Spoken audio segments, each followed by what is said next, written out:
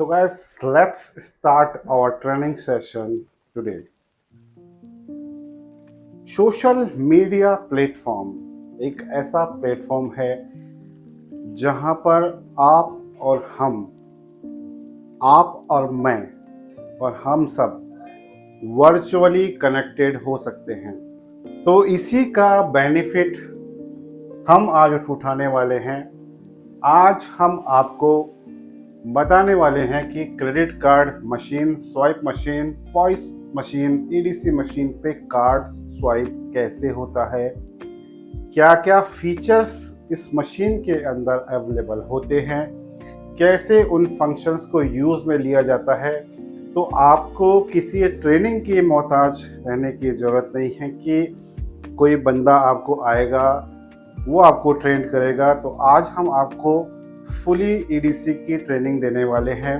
मेरे पास है word line का 9220 मॉडल, जिसके ऊपर आज हम आपको ट्रेनिंग देंगे। तो ये इसका ऑन करने का बटन है और ये वॉल्यूम अप एंड डाउन करने का बटन है। तो सबसे पहले हम इसको ऑन करेंगे। तो हमने लॉन्ग प्रेस किया और ये मशीन हो रही है ऑन। तो आइए तब तक जान लेते हैं इस मशीन के अंदर क्या क्या फीचर्स होते हैं। तो गाइस, ये जो मशीन है कॉम्पैक्ट सा मशीन है, फुली टच स्क्रीन मशीन है। इसके अंदर आप सारे कार्ड्स जो है वो आप एक्सेप्ट कर सकते हैं यदि आपकी मशीन में वो फैसिलिटीज़ अवेलेबल है। नॉर्मली आपकी मशीन्स के अंदर क्रेडिट डेबिट कार्ड स्वाइप का फीचर्स एनेबल होता है। अमेरिकन एक्सप्रेस के लिए आपको एमएक्स की मेंबरशिप लेनी होती है, वैसे ही डायनस इसके अंदर एक्टिवेटेड होता है। जेसीबी कार्ड जो जापानीज कार्ड होता है उसको भी आपको फैसिलिटीज़ जो है वो लेनी होती है। इसके अलावा इसके अंदर कॉन्टैक्टलेस कार्ड, जी हाँ गाइस, जिसे वाईफाई भी कार्ड कहा जाता है, जिसे टैप एंड पे कार्ड भी कहा जाता है, उसको भी आप इस मशीन में यूज़ ले सकते हैं। उसके अलावा ईएमवी कार्ड, जो हमने आपको बताया था कि चिप वाला कार्ड जिसके अंदर इस स्लॉट के अंदर जो डाला जाता है, that is called EMV card, जिसे कहा जाता है यूरो पे मास्टर वीज़ा। अब आती है इसके अंदर वैल्यू एडिड सर्विसेज क्या क्या होती है। बहुत से लोगों का क्वेश्चन आता है कि ठीक है मशीन तो उनके पास में है, लेकिन वैल्यू एडिड सर्विस होती क्या है। तो guys, basically value added service के अंदर आपको ईएमआई प्रोग्राम जो होता है वो वैल्यू एडिड सर्विस होता है। लॉयल्टी के जो प्रोग्राम्स होते हैं वो वैल्यू एडिड सर्विसेज होते हैं। अमेरिकन एक्सप्रेस जो होता है वो वैल्यू एडिड सर्विस होता है। उसके अलावा डीसीसी, जिसका हमने आपको कल ट्रेनिंग दिया था कि dynamic currency converter, dynamic currency conversion, और एमसीए, जिसे मल्टी करेंसी एक्वायरर कहा जाता है, वो भी इसी मशीन के अंदर फीचर अवेलेबल होता है। उसके अलावा आप सोडेक्सो के कार्ड, सोडेक्सो का फीचर जो होते हैं, सोडेक्सो का जो लॉयल्टी कार्ड आता है, जो आपका बहुत कम जगह जो है वो एक्टिवेट होता है, वो कार्ड भी आप इस मशीन के अंदर एक्टिवेट करवा सकते हैं। तो हमारा जो मशीन है वो अभी तैयार है, और ये जो मशीन है ये मल्टी लैंग्वेजेस को सपोर्ट करता है। तो गाइस, इसमें जो प्रोसेसर होता है वो क्वाड कोर 1.4 गीगाहर्ट्ज का इसमें प्रोसेसर होता है। उसके अलावा ये 2G, 3G, 4G सभी बैंड्स को सपोर्ट करता है। उसके अलावा वाईफाई और ब्लूटूथ को भी ये सपोर्ट करता है। बैटरी लाइफ इसकी 48 आवर्स की बैटरी लाइफ है, यानी कि 2 दिन आप इस मशीन को चार्ज नहीं करोगे ना, तब भी आप इजीली इस मशीन पे कार्ड ले सकते हो।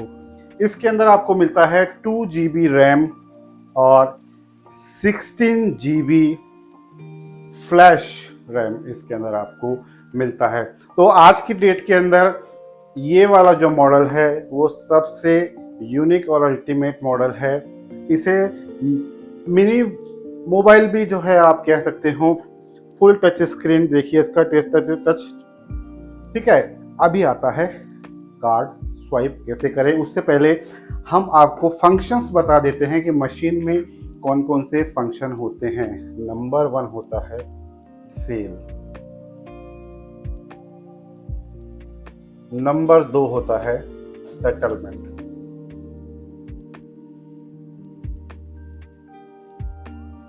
नंबर 3 होता है वॉइड।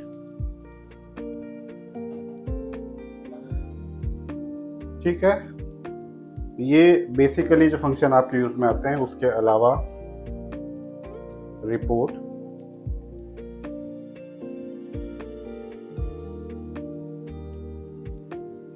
रीप्रिंट, ये आपके फंक्शंस जो है वो इस मशीन्स के अंदर अवेलेबल रहते हैं। अब बात करते हैं सेल की। तो सेल के अंदर 3 पार्ट में हम इस सेल को बांटेंगे।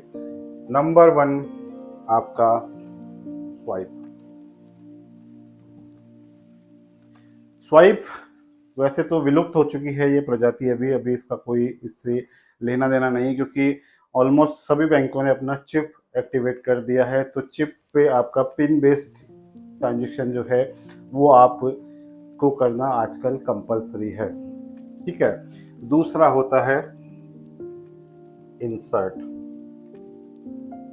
और तीसरा होता है टैप एंड पे। तीनों फंक्शन स्वाइप, यहां पे आप कार्ड लगाएंगे, दैट इज कॉल्ड स्वाइप। ये इंसर्ट, और जहां पे वाईफाई का सिग्नल मशीन के ऊपर भी है और कार्ड के ऊपर भी है तो टैप करना है, that is called tap and पे। अब बारी आती है कि आपको यदि यूपीआई पे ट्रांजैक्शन करना है तो कैसे करेंगे, वो तमाम जानकारी हम आपको आज देने वाले हैं। तो ये 3 फंक्शन आपको समझ में आ गए होंगे। सेकंड फंक्शन जो सेटलमेंट है, होता ऐसा है कि जब आप मशीन पे कार्ड चलाते हैं तो आपका कार्ड जो प्रोसेसिंग के लिए जाता है एसोसिएशन के पास में या स्कीम के पास में, वहाँ से अप्रूव होकर जब डेटा मशीन में वापस रिटर्न होकर आता है, जो हमने आपको लास्ट वीडियो में बताया था। यदि वो वीडियो आपने नहीं देखा तो आप उस वीडियो को देख सकते हैं, जिसके अंदर हमने पेमेंट का पूरा साइकिल आपको समझाने की कोशिश करी थी। ठीक है, तो होता क्या है कि जब आप कार्ड स्वाइप करते हैं तो आपका डेटा मशीन में आता है और मशीन से वो डेटा आपको भेजना पड़ता है सर्वर के ऊपर, जो कि डे एंड में होता है। ये 2 तरह के प्रोसेस होते हैं, ये ऑटोमेटिक सेटलमेंट भी होता है और दूसरा होता है मैनुअली। बेसिकली होता क्या है कि ऑटो सेटलमेंट हम लोग सभी मशीनों में अनेबल इसलिए नहीं करते क्योंकि कुछ ऐसे जगह होती है, जैसे आपका होटल्स हो गया। होटल्स में क्या होता है कि आपको प्री-ऑथ भी लेना होता है, प्री-ऑथ कंप्लीशन भी करना होता है, प्लस वहाँ पे शिफ्ट वाइज जो है वो ड्यूटी होती है। तो किसकी शिफ्ट में कितना काम हुआ वो उनको रिकॉर्ड मेंटेन करने के लिए वो फीचर जो है ऑटो सेटलमेंट का हम लोग वहाँ पे डिसेबल करके रखते हैं, ताकि वो अपने अकॉर्डिंग सेटलमेंट कर पाए। सेम चीज़ एप्लीकेबल होती है पेट्रोल पंप के ऊपर। पेट्रोल पंप के ऊपर आपने देखा होगा कि शिफ्ट वाइज मशीन यूज में ली जाती है, तो किसकी शिफ्ट में कितना काम हुआ है उनको वो डिटेल अपने ऑनर को देना होता है। तो इसलिए वहाँ भी हम लोग ऑटो सेटलमेंट को डिसेबल करके देते हैं। तो आपका मशीन से जो अप्रूवल करने के बाद में जो डेटा मशीन में आके स्टोर होता है वो आपको आगे सर्वर पर भेजना होता है कि आपका इतने दिन, पूरे दिन के अंदर ये सेटलमेंट का प्रोसेस आपको करना होता है डे एंड के अंदर। जब आप शॉप क्लोज करते हैं या अपना बिजनेस को वाइंड अप करते हैं या दुकान आपकी मंगल करते हैं, उस वक्त आपको ये सेटलमेंट का प्रोसेस करना होता है मशीन के अंदर, ताकि आपका मशीन का डेटा जो है वो सारा सर्वर पे पहुंच जाए और नेक्स्ट डे आपको उसका पेमेंट मिल जाए और आपका मशीन वापस से क्लियर हो जाए और उसकी जो मेमोरी थी वो वापस इरेज हो जाए, ताकि वो नए ट्रांजेक्शन्स के लिए आपका मशीन रेडी है। ठीक है, वॉइड होता है कि आपने गलती से कोई गलत अमाउंट ले लिया या आपकी सेल जो है वो कैंसिल हो गई है, लेकिन आपने कार्ड पहले ले चुके हैं। अब उस कंडीशन में क्या करेंगे, आप उसको पैसा तो वापस देंगे नहीं, क्योंकि आपका मशीन से जो पेमेंट आया है वो कार्ड के थ्रू आया है, तो आपको वापस कार्ड के अंदर ही वो पेमेंट भेजना है।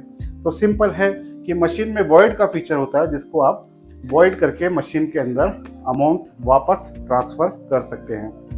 रिपोर्ट का मतलब होता है कि आपने सपोज कीजिए कि एक दिन के अंदर आपने 100 ट्रांजेक्शन किए। अब आपको समरी देखनी है उसका, या उसका रिपोर्ट देखना है कि यार मैं इस शॉप पे नहीं बैठता, मेरा कोई बंदा यहाँ पे बैठता है, मेरे पास में डिटेल नहीं तो मैं मशीन से पूछूंगा भाई आज तूने कितना धंधा दिया, तो मशीन से जो है वो स्लिप निकल के आएगी जिसके अंदर आपका टोटल लिखा रहेगा कि आपका कितने आपने वीज़ा लिए हैं, कितने आपने मास्टर लिए हैं, कितने आपने वीज़ा इलेक्ट्रॉन लिए, कितने आपने मेस्ट्रो लिए हैं, इसके अलावा एमएक्स है तो कितना आपने एमएक्स लिया है, वो सारा डिटेल आपको रिपोर्ट में मिलता है। रीप्रिंट के अंदर क्या होता है गाइस, मशीन है चल रही है, आपने रोल ख़त्म हो गया तो हाथ के हाथ आपको रोल लगाने का तरीका बता देते हैं कि मशीन का फ्लैप जो है आपको यहाँ से आपको ऊपर करना है और ये आपका फ्लैप जो है वो खुल के तैयार हो जाएगा। सिंपल सा आपको रोल लगाना है और फ्लैप को कर देना है यहाँ से बंद, बस इतना सा ही प्रोसेस है आपको रोल लगाने का। इसमें कोई रॉकेट साइंस नहीं है कि आपको कैसे उसके अंदर रोल लगाना है। तो आपका हो गया रोल ख़त्म। अब आप क्या करेंगे, दोबारा से तो कार्ड मारेंगे नहीं, आपको सिंपल सा रीप्रिंट वाले ऑप्शन में जाना है। लास्ट ट्रांजेक्शन जो है आपने किया है उस पर लिखा हुआ आएगा, उसको आपको प्रेस करना है। सेटलमेंट कर रहे हैं और उस वक्त रोल ख़त्म हो गया तो आपको सेटलमेंट का रीप्रिंट निकालना है, और बीच का कोई प्रिंट आपको मिस हो गया तो आप उसमें इनवॉइस नंबर डाल के भी निकाल सकते हैं। इनवॉइस नंबर क्या होता है ये भी हम आपको बताए थे कि आपका डे के अंदर एक बैच नंबर चलता है जिसके अंदर आपका जैसे बैच क्लोज करोगे वो शिफ्ट होके दूसरे बैच नंबर पर जाता है। जैसे आज आपने एक नंबर बैच क्लोज किया तो मशीन ऑटोमेटिकली चली जाएगी बैच नंबर 2 के ऊपर नेक्स्ट डे या जब भी आप सेटलमेंट करोगे। उस बैच के अंदर आपने कितने ट्रांजेक्शन किए हैं वो आता है इनवॉइस के अंदर, तो इनवॉइस नंबर आप डालोगे तो आपका ये प्रिंट आउट भी निकल के आ जाएगा। अब पहले इसी का रिवीजन कर लेते हैं, उसके बाद नेक्स्ट पे चलते हैं। तो ये देखिए मैंने यहाँ पर अमाउंट डाल दिया, गौर से सुनिएगा, ये आवाज भी करती है मशीन जब आप ट्रांजेक्शन करते हैं। अब मैंने इसने मुझसे 3 ऑप्शन पूछे हैं, आप इंसर्ट, स्वाइप या टैप। मेरे को इसको कार्ड को इसमें डालना है, ये ऑटोमेटिकली डिटेक्ट कर लेगा। अब पिन नंबर पूछ रहा है तो पिन नंबर जो भी है आपका डाल दो इसके अंदर, जो आपका पिन नंबर है। मैंने अपना पिन नंबर डाल दिया है। अब मैं इस पे ऊपर एंटर दबाऊंगा तो देखिएगा प्रोसेसिंग हो रहा है। Sell transaction of INR 11.11 has been completed successfully. तो आपको इसने वॉइस देके ये भी इंडिकेट कर दिया कि आपने 11 रुपीज़ 11 पैसे का ट्रांजेक्शन किया है। ठीक है, अभी रिमूव कार्ड इसने बोल दिया। सेकंड कॉपी निकालनी है तो सेकंड कॉपी का ऑप्शन उसमें लिखा हुआ आया था, लेकिन हम आपको समझा रहे थे इसलिए वो सेकंड ऑप्शन जो है वो चला गया है।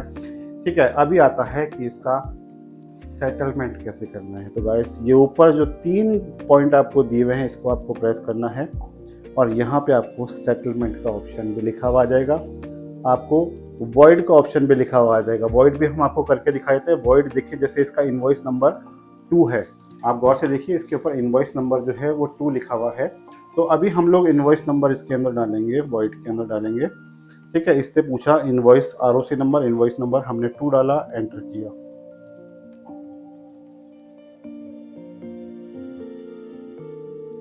₹11 का अमाउंट भी आपको कंफर्म करेगा कि ये अमाउंट को आपको वॉइड करना है। जी हाँ, हमें इसी अमाउंट को वॉइड करना है। ये लो, Void transaction of INR 11.11 has been completed successfully. कितना इजी है। अब किसी ने पूछा कि यार ये तो नॉर्मल हो गया, अभी इसमें यूपीआई का कहाँ आपने बताया। यूपीआई का भी बताएंगे। अभी हमने आपको वापस से 11 रुपीज़ 11 पैसा इसलिए कर रहा हूँ क्योंकि because this is a test card, और टेस्ट कार्ड जो है वो इसी लैंग्वेज में समझता है। तो ओह सॉरी, मैंने दोबारा से कर दिया।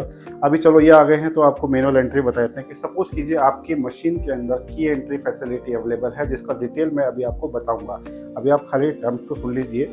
मैनुअल एंट्री है कि कार्ड फिजिकली आपके पास में अवेलेबल नहीं है, आपके पास खाली कार्ड की 16 डिजिट का नंबर है, कार्ड की एक्सपायरी डेट है, कार्ड का सीवीवी नंबर है, ये तीनों आपके पास में है। और आपके पास में चाहिए होता है ऑथराइजेशन लेटर, जो कस्टमर होता है उसका ऑथराइज करता है वो आपको कि मेरे अकाउंट को इतना अमाउंट से आप डेबिट कर सकते हो। वो लेटर आपके पास में है तो आप इस कार्ड से मैनुअली भी कार्ड स्वाइप कर मतलब कार्ड नंबर पंच करके भी आप मशीन को यूज में ले सकते हैं। वो फीचर आपको बैंक अनेबल करके देता है, उसके लिए कुछ चार्जेस या सिक्योरिटी बैंक आपसे चार्ज करता है, क्योंकि ये फंक्शन के बाद में आपके पास में किसी का भी कार्ड यूज में लेने की पावर आ जाती है, तो वो पावर का मिसयूज ना हो, इसीलिए बैंक आपसे कुछ सिक्योरिटी जैसे एफडी हो गया या आपसे कुछ टोकन अमाउंट जो है वो ब्लॉक करके रखता है, जब आप वो फैसिलिटी यूज में ले रहे हैं तब तक। तो अभी अपना था कि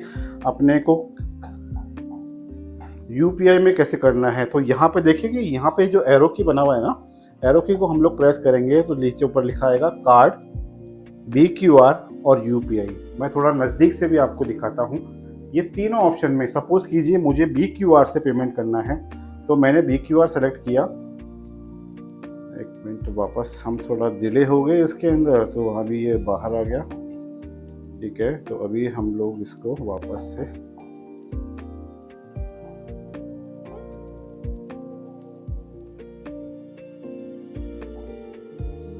ठीक है, इस तरह का QR कोड आपकी मशीन पे बन के आ जाएगा। तो आपके पास मोबाइल में जो भी वॉलेट है, चाहे वो पेटीएम हो, चाहे वो भारत QR हो, चाहे वो गूगल पे हो या कोई भी वॉलेट हो, उससे आप स्कैन करके ये पेमेंट ले सकते हैं।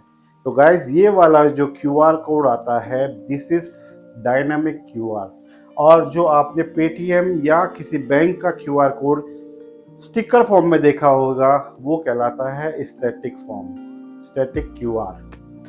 स्टैटिक QR जो है वो सेम रहेगा, जबकि डायनामिक आपका जो है वो जितनी बार ट्रांजेक्शन करोगे वो उतना ही होगा। इसको आप स्कैन करोगे तो आपका 11 रुपये 11 पैसे जो अमाउंट मैंने इंसर्ट किया है वही अमाउंट आपका डेबिट होगा। तो इसमें आप चेंजेस नहीं कर सकते हैं। यहाँ पे सीधा आपको स्कैन करना है और पे करना है। तो ये तमाम फीचर जो है इस मशीन में अवेलेबल हैं। अभी हम आपको बताने वाले थे एडिशनल और फीचर। अभी आता है प्री-ऑथ कंप्लीशन।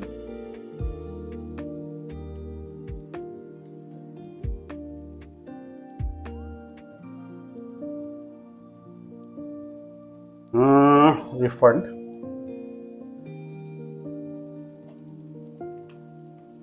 प्री-ऑथ क्या होता है कि बेसिकली ये फैसिलिटी जो दी जाती है वो होटल इंडस्ट्रीज को दी जाती है। एक फंक्शन मुझे और मैं भूल गया था जो मुझे अभी याद आ गया है, दैट इज कॉल्ड टिप। ये तीन प्री-ऑथ कंप्लीशन और टिप, ये फैसिलिटी दी जाती है होटल्स को और टिप वाली फैसिलिटी दी जाती है रेस्टोरेंट को। प्री-ऑथ के अंदर क्या होता है कि सपोज कीजिए मैं एक कार्ड होल्डर हूँ या मैं कस्टमर हूँ जो अपना कार्ड लेके होटल में पहुँचा हूँ। अभी जैसे ही मैं होटल में चेक इन करूँगा, ही विल आस्क मी कि सर आपका स्टे कितने दिन का होगा। मैंने बोला मेरा स्टे 5 दिन का होगा। ठीक है, अभी जब मैं चेकआउट करूँगा और मैं ये बोल देता हूँ कि सर मेरे पास तो पेमेंट जो है वो ख़त्म हो गया है, मेरे कार्ड की लिमिट मैंने परचेजिंग कर ली है उसमें हो ख़त्म हो गई है, मेरे पास में अभी ना आपको देने के लिए कैश है ना मेरे पास में अभी मेरे कार्ड के अंदर पेमेंट है। उस कंडीशन से बचने के लिए होटल इंडस्ट्री क्या करती है कि आपके कार्ड से उतना अमाउंट ब्लॉक कर देती है जितने दिन आप स्टे करने वाले हो, या एक लमसम अमाउंट आपके अकाउंट से ब्लॉक कर दिया। अब आप चाहे फ्री हो, आप कहीं भी परचेजिंग करोगे, आपकी लिमिट उस अमाउंट की जो है वो ब्लॉक है। तो जैसे ही प्री-ऑथ का ऑप्शन आप मशीन पे यूज़ में लेंगे, एक स्लिप निकलेगी इसके अंदर से कि आपका प्री-ऑथ का इतना अमाउंट जो है वो ब्लॉक है। 5वें दिन या मुझे जब चेकआउट करना था या जब होटल वाले इंटरेस्टेड हैं, तब वो मुझे बोलेंगे सर आपको जो पेमेंट है वो आप क्लियर कर दीजिए। उस केस में क्या होगा, प्री-ऑथ का कंप्लीशन करना होगा। प्री-ऑथ का कंप्लीशन भी मशीन पे एक फंक्शन आता है, एक फीचर आता है, इसी तरह का लिखा हुआ होता है।